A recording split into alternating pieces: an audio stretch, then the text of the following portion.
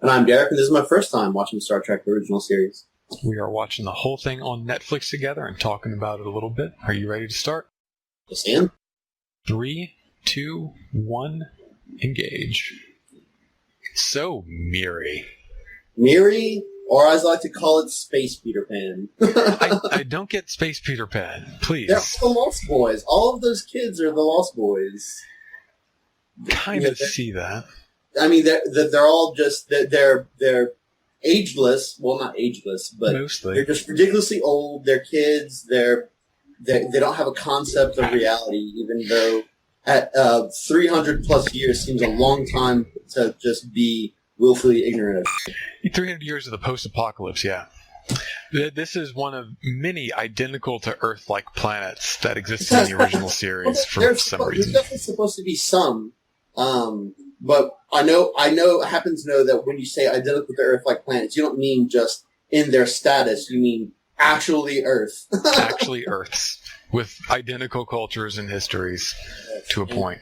Yeah, which is just so. I like that everyone knows the Earth's dimensions. Yeah. Well, it gets weird too. Like, what year is this? 66. No. What year in Star Trek is this? Oh, or are they beyond all? I want to say it's the 23rd century, so 22 something. I can find out. Okay, so that would them knowing what 1950 looks like is like me knowing what 1650 looks like. And I don't even know 1670, yeah. Yeah, well, yeah, and so I don't know what 1900 looks like, let alone what 400 years ago or whatever. So it's kind of wild that they just kind of rattle off these facts. I mean, I expect that crap from Spock, but Kirk knowing kind of what 1900s or mid 1900s Earth looks like just seems weird. Do they ever get into Starfleet's relationship with Earth? Like, is Earth just a hollow out husk? Is it a vibrant, space hub of civilization? Vibrant space hub. Okay. I don't believe in the original series they ever visit Earth of their modern day. Okay. Spoilers, there's time travel.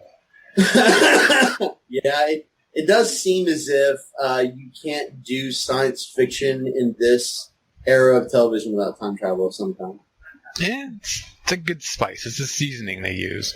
Yes. But I think all of the movies take place around Earth or in Earth orbit. I could be wrong. Well, I mean, I get the Enterprise itself, it being a ship, is kind of its own character at this point. Okay, so first, why in the hell, like a yeoman, correct me if I'm wrong, a yeoman is a personal assistant, is that correct? Yes. Why the hell is she on a space mission? Like, why in the world? He's behind on his paperwork. Away mission. If the away mission presents the opportunity, he could catch up on it during a slow moment. I don't know how this is hard to understand. Like, you have a perfectly valid security department. You have a department of security personnel. Like, surely some of them know, like, space Excel sheets or whatever yeoman does. Like, bring someone with some military training, not someone that can't, like, you don't allow to wear pants for some reason. She has military training, but your remark about the pants hits home.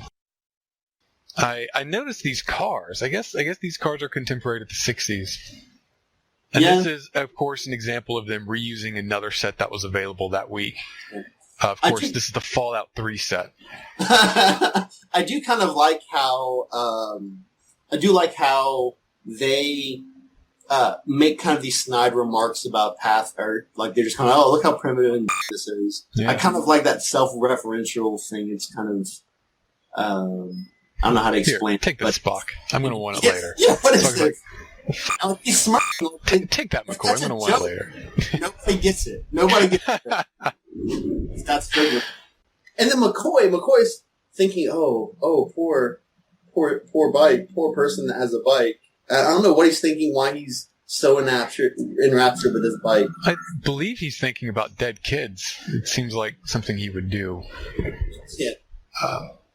And of course, we get to see dead kids. Yeah, maybe he killed so many dead kids. I mean, Well, he's a doctor. He thinks about other people. Yeah, well, and the other thing, too, is, okay, so Spock's super strong. Why in the hell is Kirk helping? Like, Vulcan, this is Forgotten Power Syndrome or something. Yes, it's Forgotten Power Syndrome. Usually Spock is only as strong as he needs to be for the plot.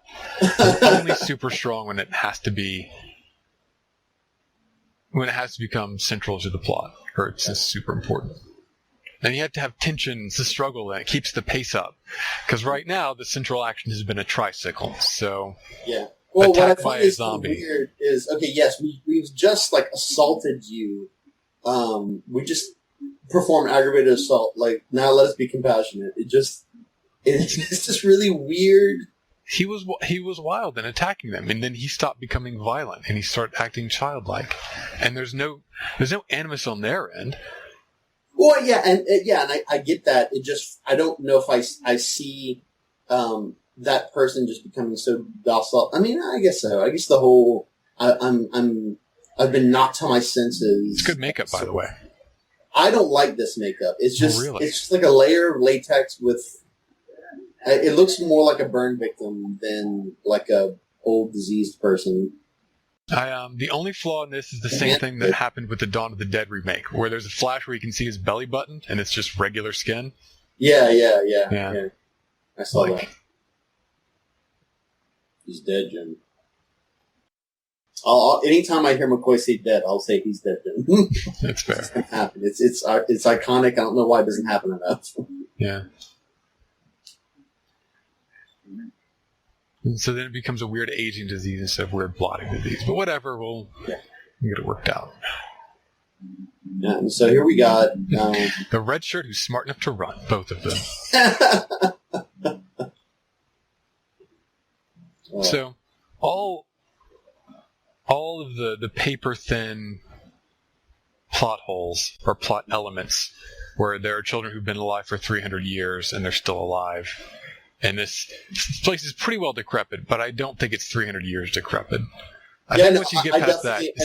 I don't think they had the money to make it 300 years decrepit, or even maybe the knowledge of what that would look like. I don't know if we really kind of started asking those questions about what happens when society breaks down till a lot of time after World War II. So maybe the 80s to 90s-ish. There have always been people who've asked these questions, and all times, all peoples have had them. Well, I'm not saying that no one has ever asked the questions, but as far as getting funding and doing significant thought and kind of extrapolation from now till if you didn't get maintenance upkeep, what it would look like, I don't think that sort of seriousness and rigor had been paid attention to till sometime in like recent years. Fair enough. But I could be wrong. I just that's my take on it. Miri, of course, speaks English, which I guess is part of the entire reason to make this an Earth planet. She's an alt space human. This must be Bizarro World, which I don't know why it's not square. It used to be square. The virus changed everything. Yeah, the virus made it more like regular world, but still has Bizarro elements. So I feel like I'm being ageist here, but that security guy looks way too old. He looks way too old to be running around with a phaser. In his 40s, he keeps himself in shape. I don't know. That does not look like it in shape, and he doesn't look. Well, I guess that's. When I was at the academy, there was a guy named Brandon Barrett, and he was pretty short, very heavy set. Had a prominent nose. He was balding. He was like 18 or 19. Oh, but wow. I will tell you something.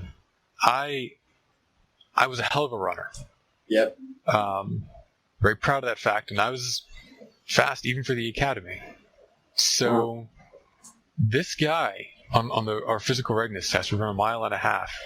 He would just truck past me, just head down, shoulders in, going like a tiny train, and he would just pass me up, man. Yeah, I'll definitely get the whole. I'll definitely take it on the chin that I may be being somewhat ageist here. It is somewhat. When I see that, it just kind of throws me off because I'm used to seeing 20-year-olds do things, and really you can be a physical threat well into your 50s if you take care of yourself. I would say that I'm happier when Star Trek challenges the preconceptions of what security people can be and what scientists can be. Yeah, I think that's good. I agree with you now that I've kind of walked through all of those arguments. I do like here how that she's talking in kind of this weird slang, the grubs, the onlys, the fulia. I do like how they do make an effort to give an otherness to this world besides, hey, look, it's decrepit Earth. Isn't that weird? Wow. Well, that's good news then. Get prepared for a lot of that slang in future episodes. Oh, but this is good here. So when I'm watching this, I couldn't help think of the time, the South Park episode where Cartman convinces, like, he gets rid of all the parents because of, like, molestation charges or something. And they totally do this whole before time, long, long ago stuff. Yeah. And it's, I didn't realize that it seemed like an homage to this episode. Well, I think it's mostly Mad Max. Oh, is it? Probably this episode as well. Those guys do Star Trek riffs all the time. They love Star Trek. Yeah, it's hard not to like it. I generally find it hard sometimes to get past visual effects or get past some of the dating that you see in kind of old television series. Yeah. But what I have found is this has been enjoyable so far. Yeah. High praise. So, what is the plot of this episode? Yeah. Yeah. Well, this is where we get into things are fucked up. Number 2. Yeah. I don't know what it was like in the late 60s, right? Late 60s, early 70s. Yeah. But this is yellow-like behavior, clearly. Yeah. This is. I don't know. I mean, you can be a compassionate adult without having that creepy factor that Kirk seems to be displaying throughout this episode towards Miri. You pick it up it sounds like you're picking up a little more than I do. That wasn't my first place that I went, but I can definitely see how you would be there. I mean, I don't know. I mean, social norms and also that kind of stuff. I mean, you're playing a lot with sociology here, but when you break it down, you realize, hey, look, these are humans writing about, everything like Earth except one or two very minor things, and you allow this to happen. Then you're really kind of, I don't know, I feel like you're saying something about humans when you have your captain authority figure, your paragon, hitting on this, 13-year-old or how old she's supposed to be. I mean, how old is she supposed to look? It invites the possibility that there's some sort of romantic relation, that she's Lolita-ing him to some degree. Yeah. And I do, on some level, like if he did the whole, hey, look, I realize that you like me, and I'm going to do the whole lying to you thing because I need information because you won't necessarily understand the truth, but he didn't do that. He said, I'm not going to lie to you. He kind of plays her straight so that because he's playing her straight, it makes it land that much more awkwardly. To me. Yeah, well, he does at one point. There is a possibility that he doesn't even realize there's a romantic issue there. I believe when they bring it up later, he's shocked by it. I can't recall clearly. I don't think so. I'll try to keep my eyes onto it. When that kind of comes by. I mean, because I think you can endear yourself to a child without talking about being pretty, without talking about any of these sorts of things. Yeah. I do wonder how differently this would have been received if that had been a gay young male. Yeah. And he's like, well, yeah, you're very handsome. Or I like your name. Like, yeah, what would have happened then? This is silly. There's a good way to tell if they're trying to have Kirk romance her. How soft is the focus on Kirk? Yeah, that's too soft. That is too soft. That is not acceptable. Look at this. That is red light behavior. Yeah, that is. Yeah, we've gone from yellow to red for sure. Yeah, I don't know why we're even talking about this. It's obvious. Yeah. So this is where we get kind of the introduction to the disease. And I'd like to start a countdown to McCoy versus Spock racism. Yeah, man, I don't have a taste for green blood. Fuck you and your racism, McCoy. It's true that he has green blood, and that obviously makes him immune. I think that's fair. Well, I'm joking. There is an effort. There is in social circles, taking the mickey out of someone is just something that is done.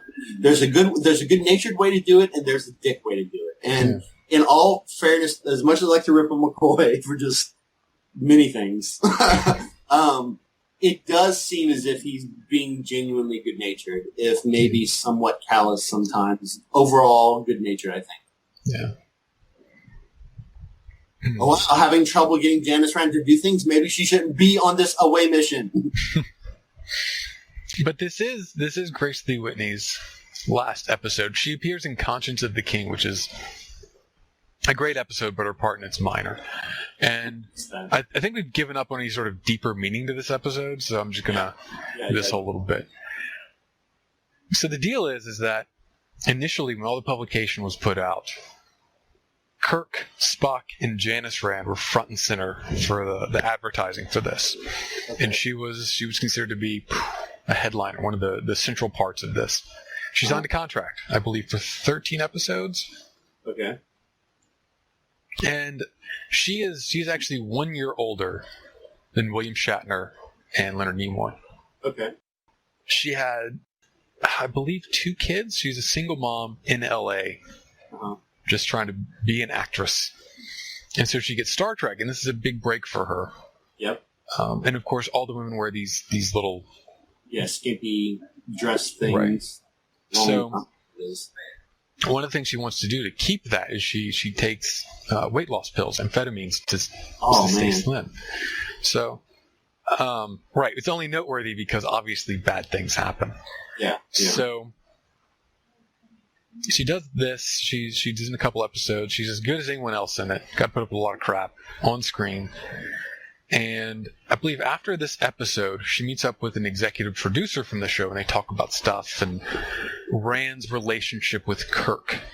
Okay. And how, sometimes she doesn't want to be in a relationship with Kirk, but she kind of does. And they have this thing where they can't be close, but they want to be together. So, after that, this is like on a Friday, they continue talking about this issue.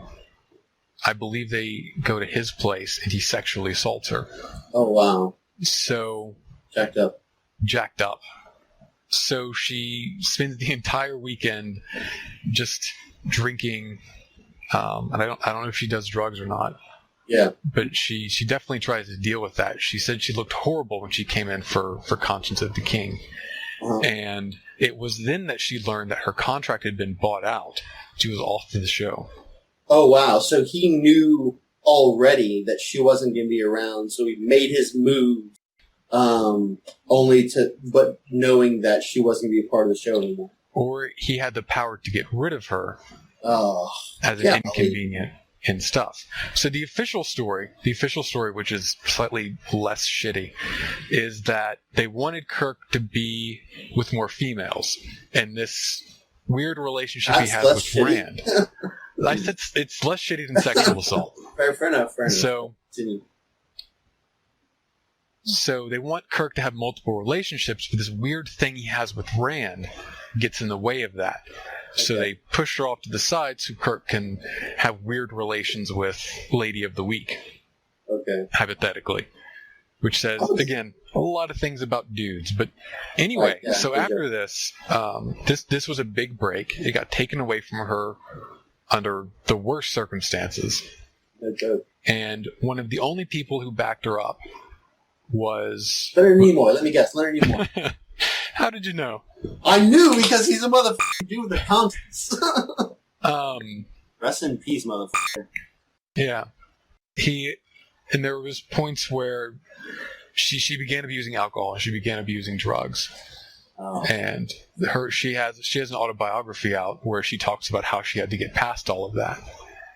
And she said that so the story goes, Leonard Nimoy calls her up one weekend, and she sounds really bad, and she didn't know if she was going to take her own life that weekend, and he spends the entire weekend with her, and he's a straight up stand up dude. That's why. Yeah. Yeah. What's interesting about the dichotomy between Spock and Kirk is that the dichotomy between Nimoy and Shatner seems to be just the opposite. You know, like Nimoy does seem, he did seem to be very inclusive of all the staff and fight for his ethics and what he believed in. And I don't know much about Shatner, but Shatner just seems to be like, I'm in it for the money. I need as much fame and as much coverage as I can get off of this, and I'll bleed this stone dry twice. I think that's a fair assessment, generally speaking. I could quibble about the character of William Shatner and getting money in a capitalist society and things like that. Right, but I will say that, Nimoy seemed like a very positively good all-around dude. And if William Shatner looks bad standing next to him, I think that's to Nimoy's credit, not necessarily Shatner's shame. Yeah, for sure. That's very unfortunate because I would like, if anyone ever discovers a way to have a series, to create a dramatic technique that allows both men and women to be on a series without them being emotionally connected to for many seasons. I'm talking about at least 5. If someone ever comes up with that ability, I think we need to give that person a Nobel Prize. Well, it's not fucking Cold Fusion. It's just not as shitty writing.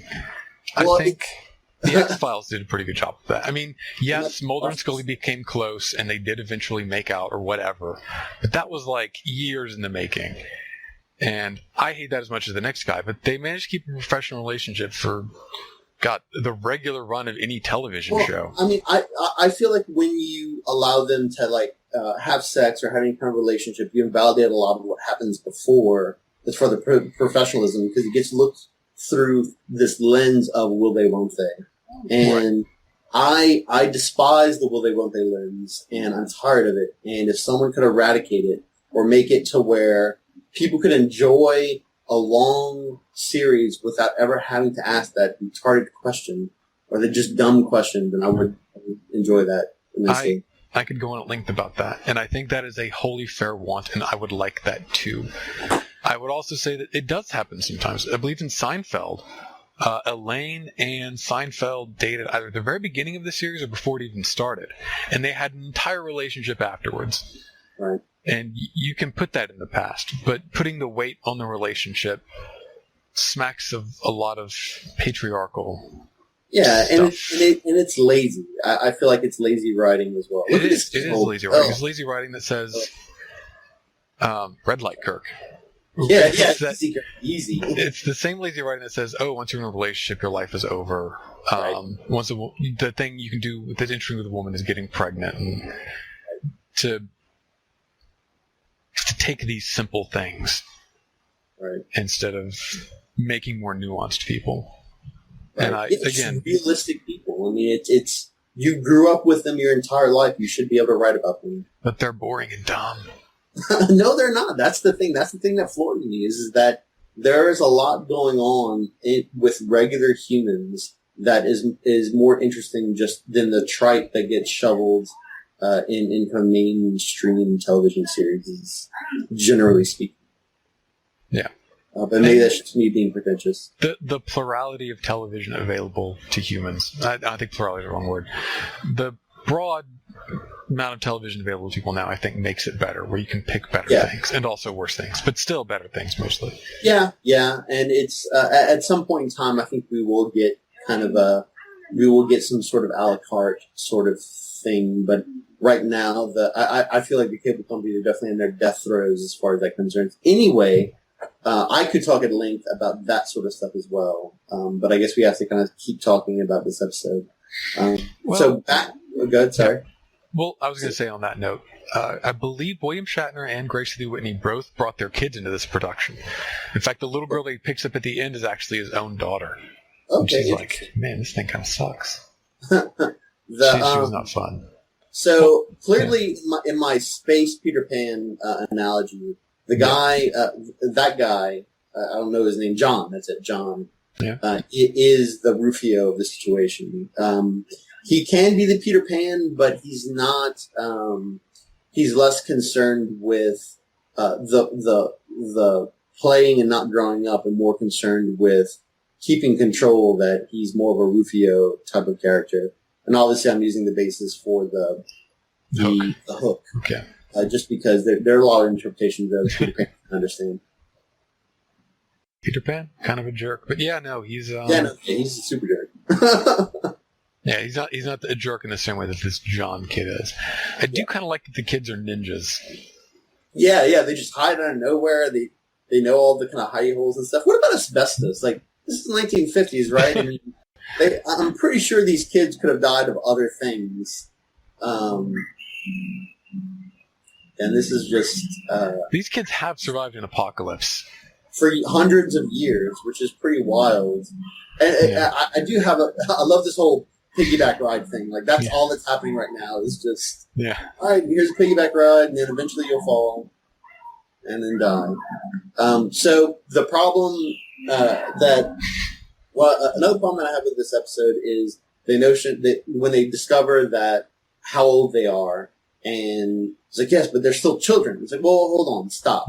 So, yes, as a child, your brain isn't fully formed. Yes, you have trouble making decisions or paying attention for long periods of time.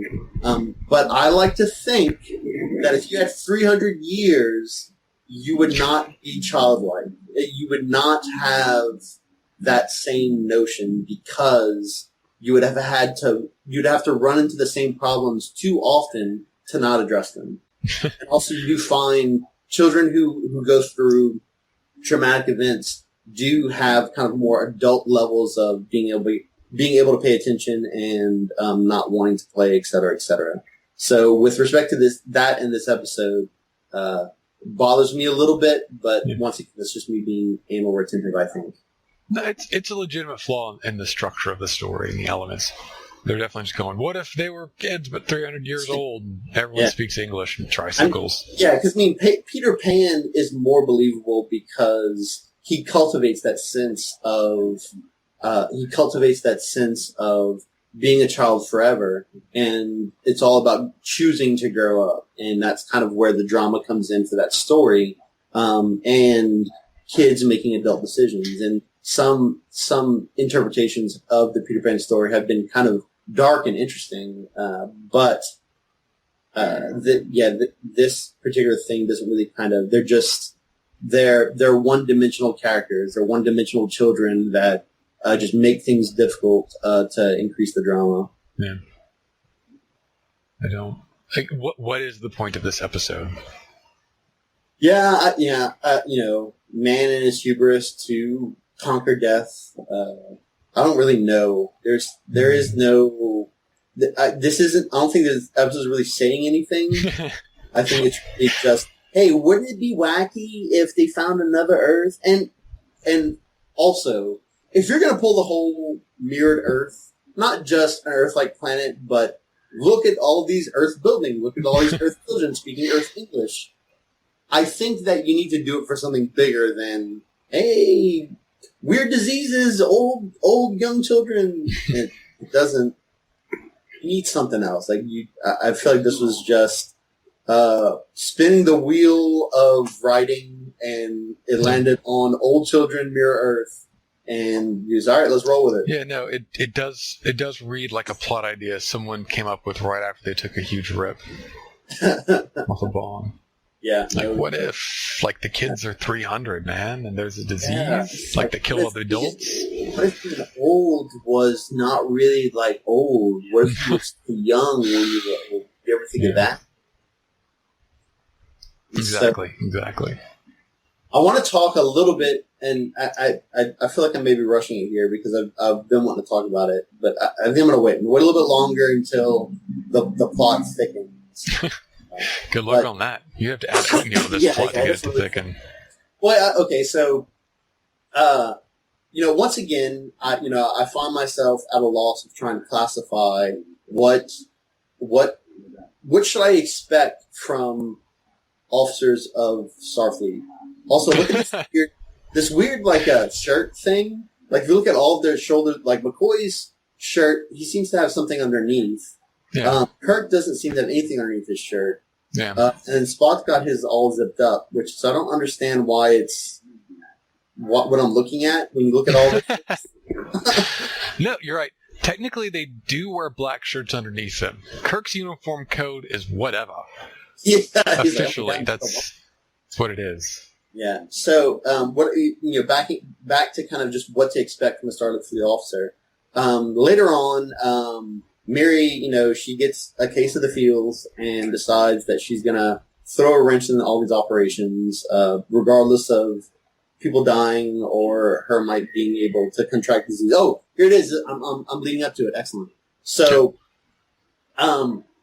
they decide, hey, look, this is what we're going to do. We're going to steal all their boxes, all their communicator boxes. Won't that be great? So here he does, come to the grate. All right, I'm going to take it all and we're going to run away. Ha ha, it'll be great. What in the, you have, A, you have a uniform with no pockets. What the hell? B, your uniform with no pockets has a belt. A belt you put your phaser on. That phaser doesn't have a hook for your communicator. What the hell? Like, what is the protocol here? Why in the world do you have these non-functional uniforms? Yeah, that's going to plague Star Trek for a long time. I wish I could tell you differently, but nope, no pockets. I think they go through all of... It's not until Enterprise people get pockets. It's one thing Enterprise fixes. The lack of discipline here on just keeping your communicator... And you don't even have to be a military anything. If you're just a survival dude, if you're just a guy in a foreign land, you always want to keep channels of communication open. You're always going to get that on your person. I just get this. I think that comes from a fairly biased perspective where you're in a movie and you're like, oh no, you have to be safe every moment of every day. Like, oh look, we're having a scene here. Obviously, you can't be careful. But they've been in that scene. They've been in this thing for days. Yeah. This is where they live. This is where they sleep. They feel comfortable here. Yeah, and I did come across that. I did think, oh well, what if they're just kind of holding on? But then what I did find out is I've never seen them affix the communicator to themselves. Like, no. There is no... I quickly realized there's no place on the uniform for this communicator. There's no pockets, there's no hook, there's no nothing. They all hold it all the time. I'm like, then I started thinking, well, what the hell? Like, of course they're going to just leave it about. They have no place to put it. Kirk being a dick. Jeez. A big emotional thing. But, where's it going with that? What are you talking about? Well, just the communicators. Right. Oh, no, they do have places for the communicators. Occasionally, they will reach behind their back and pull the communicators out. Oh, so they're just keeping them the small of their back kind of thing? I guess. Okay. That's still about this one. It's not comfortable. One anywhere. Yeah. So I have this, I have a problem with this scene right here. The whole, here we go. Look at my legs. Well, they do this a lot where they're like, I'm a woman and this space disease had made me less womanly. This is why it's so painful for me. Like, could you perhaps be sad about the fact you're going to die? Yeah. Let's kind of like put all, of course the natural indication for any woman faced with mortality is, how am I going to look when I'm dead? I need to know, what I'm going to look like in the casket. Obviously, I don't care about dying. That's not really important. But I used to be able to please men, and now I can't. Well, my soul functions in society. Oh, no. It's going to be gone. So, geez, man. Really? Come on. Also, good job confronting him. He's just, like, barely patting her on the shoulder. This whole scene just, ugh. To me, it's one of the realer scenes in here. Now, look, you can have a woman who is primarily concerned with her attractiveness and how a disease affects that. Janice Raymond. That is not, I feel, Janice Raymond. If we had perhaps allowed this relationship to proceed, maybe I could have bought it retroactively. Yeah. But again, it kind of hangs here because the only real thing happening in this plot is Miri liking Captain Kirk, and these two having this moment. And and that's why she's here. She's here for Miri to get upset and cause some trouble later on. Yes. That's why Janice Rand's part of the Way team, and it's just such a, it bothers me, but whatever. If Rand had any role above just being a yeoman, right, then you could have had a reason for her to be down there. Exactly. But her job is Kirk's right-hand man, which is not very helpful. Kirk's left-hand woman. Yeah. Which is not very helpful on a planet. So then, because you've written her into such a narrow role, surprise, surprise, when you try to use her outside of it, you end up in a contrived scenario. So again, go ahead. Everything about Rand falls apart plot-wise because she's not written as a real person. Yeah, and that's too when you have kind of a less diversified crew or a group of individuals that are officers. They don't have their own kind of, I feel like if you had more, I guess, more diversified, just, women, men on the crew, then you could have totally had this story, even just women on the security teams. You could have had this story happen, but even with Captain Kirk, as a captain, you have to be willing to delegate. And I've never been a captain, but I can pretty much say that with a measure of certainty. And Kirk does not delegate. He does everything himself. So listen, you have all these departments, these chiefs, these heads of departments, and you're still doing it all yourself. This doesn't really make you a good captain, because if you're gone, then the bottleneck's over, and then who does it when you're not around? Well, that's the question of authoritative structures, right? Like, if you pull from other people and you have like a more democratic system where you take people's input and then you make the decision, then people are able to operate autonomously. If you have an authoritarian structure, everything has to go through you. Everything's your decision, and it comes from the top. Well, I think that's fine if the captain makes decisions, but he doesn't just make decisions. He takes other people's jobs from them and does them. And when you do that, you're no longer in an authoritative structure. You're in a micromanaging authoritative structure where the captain doesn't trust anyone but himself, and that sort of thing. And it really showcases when all the people that are officers are only supposed to highlight what Kirk does, and Kirk only he micromanages a lot of other stuff. That you get a situation like this where you need this dynamic thought and these dynamic situations to happen to make the plot interesting, and you can't because you don't have a dynamic structure. You just have Kirk, supporting cast, and the one girl that he's in a love triangle with the ship. Yeah. I don't really see it that way. I know that there's a balance between being hands-on and actually doing things, and then I understand what you're saying. Yep. I don't see it precisely that way. I think it does sway that way because obviously it's whoever's writing him this week. Look at that blur filter. Ugh. Jeez, guys. Yeah. Oh yeah, soft filter. She's 12. Yeah. Well, I mean, I know that the actress is she's probably older, but still, that doesn't make it right. Yeah, it's a little messed up. I do kind of like this though. The dialogue, how she said, no, it only sometimes happens. No, it happens all the time. You have science to back this up. Here's an episode about vaccines. Yeah. Prescient in our day and age, it seems. So you're... Yeah, look at this. Touching the face, talking about young woman. Ugh. Yeah, it's really weird. Like, on the one hand, there are moments between him and Spock, and I kid that it's gay because...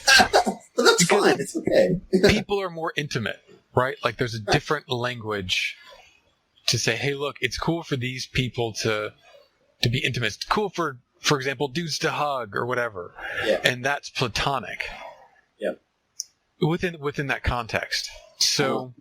You then say, well, then it's okay for men and women to platonically hug. And so the physicality he's exhibiting here might be read, because in the modern day, like, You aren't that physical. People are very not physical these days.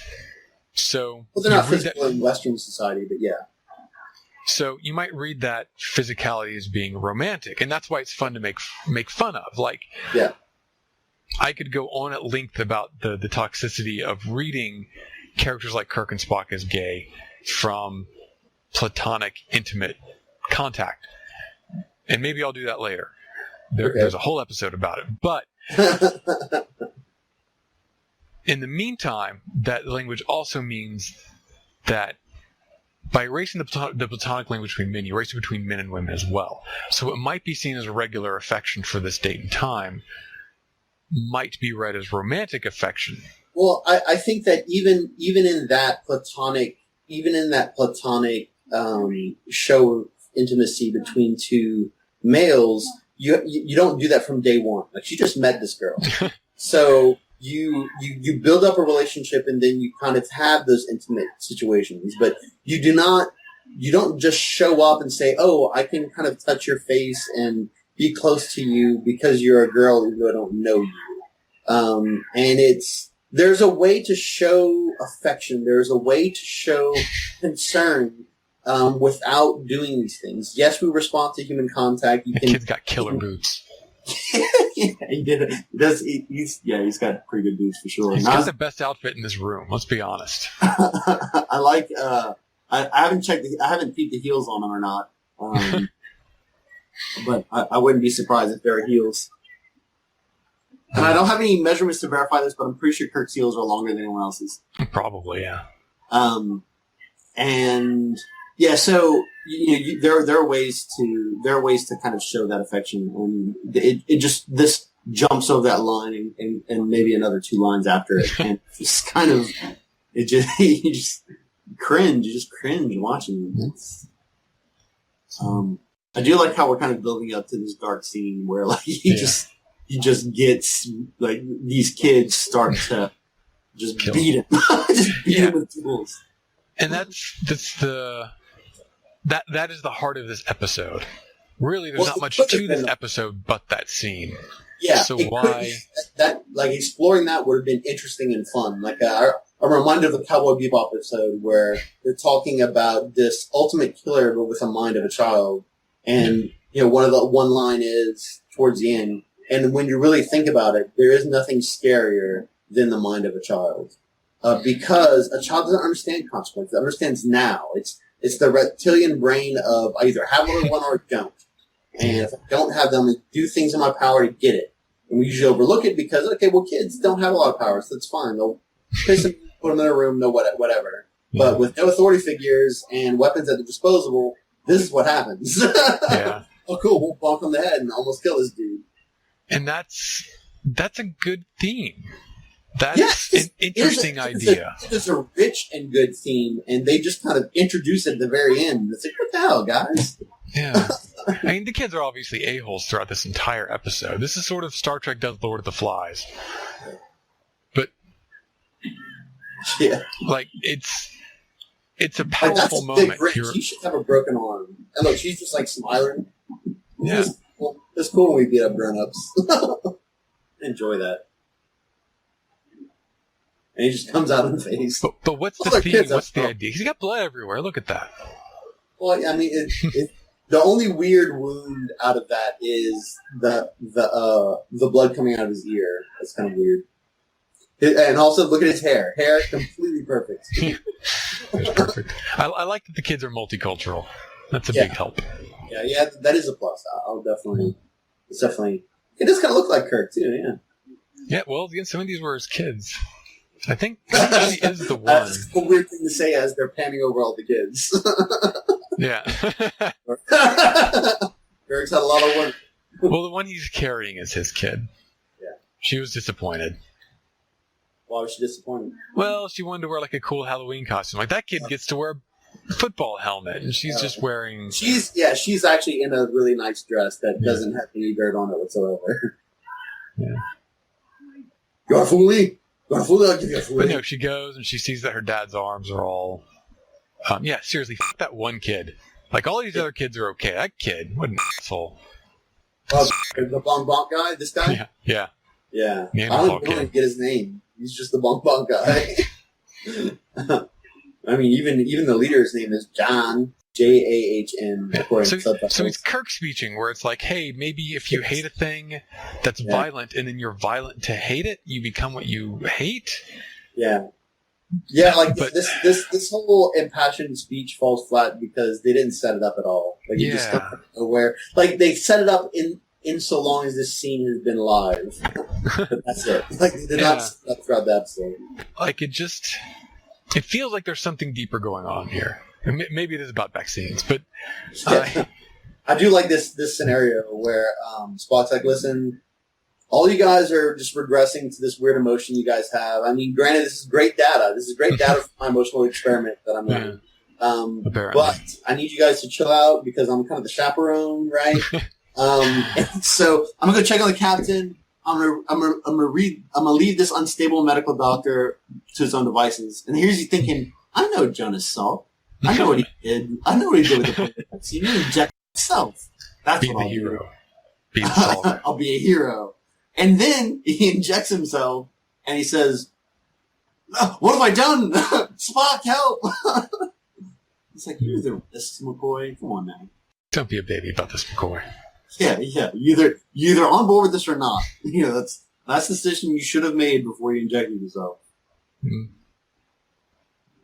Yeah. I like that they know That's a fast-acting vaccine, too. Like, oh yeah, everything's fast acting though. They definitely do that thing where they're like, "I'm gonna grow 3 arms and hair everywhere," and they get injected with the cure.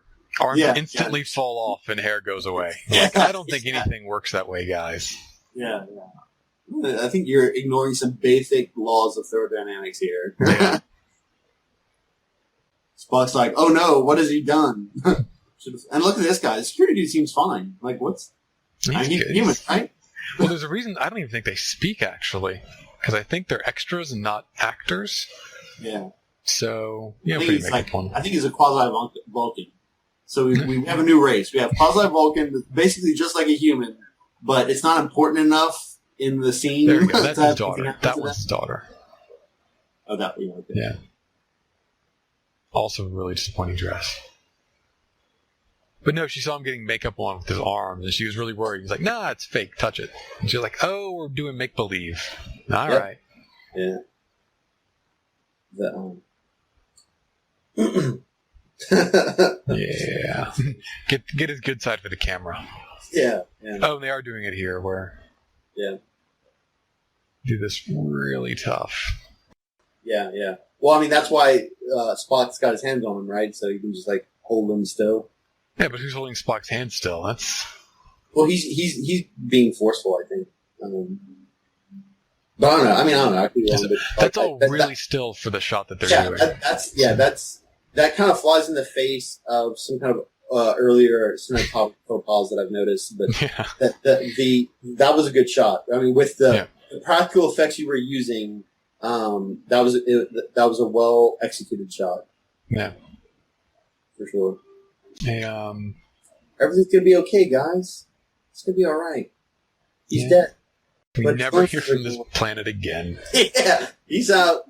Everything will be all right. Yeah. Like that kid has glasses. He takes hella good care of his glasses. 300 years. That's great. Is he like? And see this thing, like they're so one dimensional. You're looking at ways to characterize them. Well, it's looking to find this thing. See, the glasses is a thing you would never notice unless you're already out of this story, right? Right.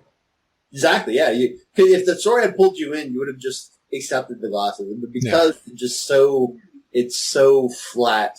They're like, "Hey, look at this funny thing. The guy with the glasses. 300 years is pretty impressive." That or he's got like a glass store that he just doesn't tell anybody about. Look. Yeah. We're talking about sex again because that's Styrofoam cups. Yeah. This guy, not Chekhov, being not Uhura today, widening his repertoire. Yeah. Thank you for kind of coming to the audition of our Star Trek bootleg. So let's see your resume here. Oh, you've played a notch cycle. That's good. Ooh, a not Uhura. That's impressive.